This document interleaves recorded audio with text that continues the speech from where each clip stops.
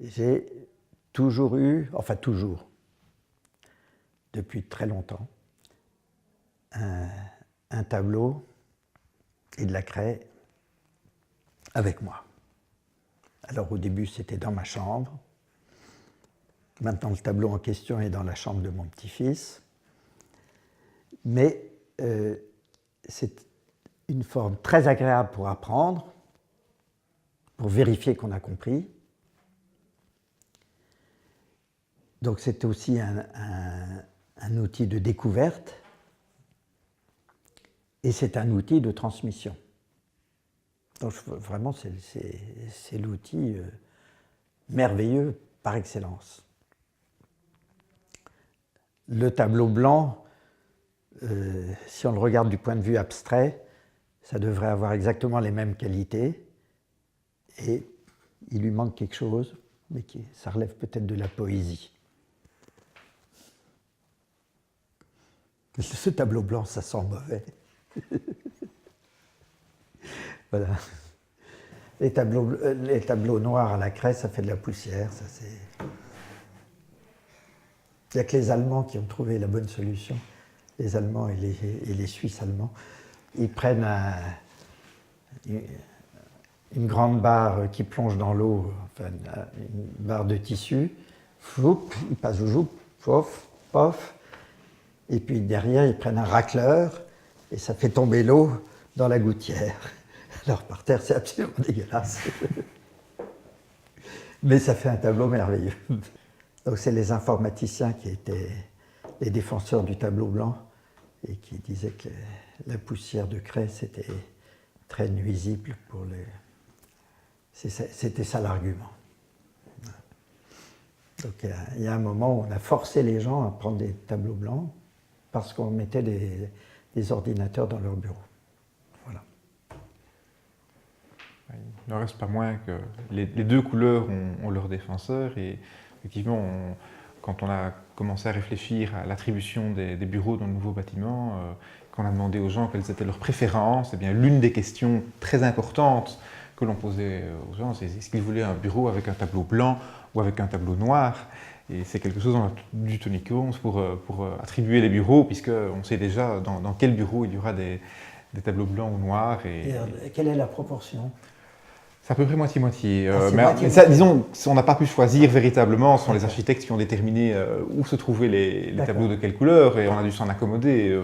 Heureusement, on s'y est retrouvés, on n'a pas eu de casse-tête insoluble lié à ça. Quand on a commencé à demander qu'est-ce qu'il fallait absolument dans le nouveau bâtiment, alors il y avait un certain nombre de choses qui sont venues parce qu'on a connu des exemples qui marchaient moins bien.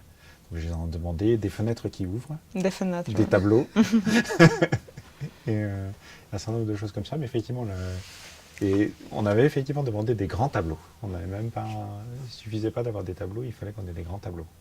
Noir. Et noir, en fait, maintenant il y a une majorité de tableaux noirs, mais pas une majorité aussi écrasante que j'aurais cru. Juste maintenant, là, on a fait un sondage pour savoir, dans le nouveau bâtiment, quelles étaient les préférences des gens pour commander les tableaux. Donc il y a eu une première étape qui s'appelle un pré-projet, si je me souviens bien, où effectivement, là, il s'agissait de dire quelles contraintes étaient les plus importantes pour nous. Et alors, effectivement, les contraintes qu'on a mises, c'est ce que j'ai dit, les tableaux, les fenêtres qui ouvrent, le calme. Oui, ça c'est important aussi. Et puis, donc, c'est vrai que ça a pu paraître un tout petit peu étrange. Ce qui se passe, c'est que normalement, on devrait attribuer les bureaux en fonction de divers critères. Et certains d'entre eux... Alors, je pense que pour le moment, on peut mettre les tableaux de n'importe quelle couleur dans n'importe quel bureau. Mais en fait, on va faire passer à l'architecte des instructions en disant dans tel bureau, ce sera un tableau blanc ou noir.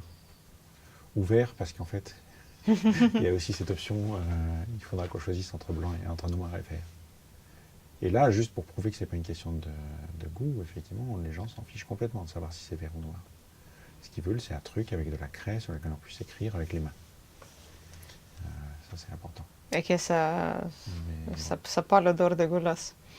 Après. Et alors, effectivement, les raisons pour lesquelles moi, je préfère un tableau noir plutôt qu'un tableau blanc, c'est des raisons qui sont pas à moitié sérieuse, mais ouais, j'ai décidé que le feutre, ça sentait mauvais et que c'était dégoûtant quand c'était effacé. Et il y a des gens qui disent que la craie, ça salit, ça met de la poussière partout. Bon. Donc les deux existent. Et je ne sais pas s'il y a un critère d'âge qui fait... mais je crois que c'est un peu mélangé quand même. Oui, je suppose le fait de pouvoir en mettre partout, d'effacer au fur et à mesure. Mais ça aussi avoir quelque chose de grand, parce que quand même, normalement, les fichiers de papier, ils sont bien plus petits que ça. Ouais. Pour intégrer Oui, par non, partie, c'est bien pratique d'avoir un grand tableau. Un grand tableau. Et puis de corriger les erreurs au fur et à mesure. et dans l'ensemble, on est plutôt vieux jeu, je pense. On sera sans doute parmi les derniers à utiliser tous les systèmes de tableaux roulants où on écrit dessus au fur et à mesure. Et même les transparents, on n'aime pas trop ça. Non, mais il faut admettre que même maintenant, en mathématiques, c'est plutôt enseigné au tableau. Parce que je ne sais presque pas en autre discipline qui a accroché un tableau autant que ça. Mais c'est comme je dis, je trouve que vraiment l'équipe, le département, elle est assez chaleureux. C'est bien de se rencontrer près de la machine à café. Mais c'est assez rigolo ces histoires des cafés parce qu'évidemment, il y a une tradition parmi les mathématiciens de prétendre que le café c'est très important pour faire des maths. Ah, je crois que c'est vrai. Hein? Et il y a beaucoup de gens qui pensent ça. Alors, comme je ne bois pratiquement pas de café, je me sens un peu exclu. Ça. Oui, c'est assez bizarre. Mais je ne sais pas si c'est vrai dans les autres. Je crois qu'en général, c'est vrai. Parce que visiblement, les physiciens et théoriciens, ils aiment bien boire du café aussi. Mais je crois que c'est quand même pas à ce point-là. On dit quand même que les mathématiciens, c'est la machine pour transformer le café en théorème. Je ne sais pas si...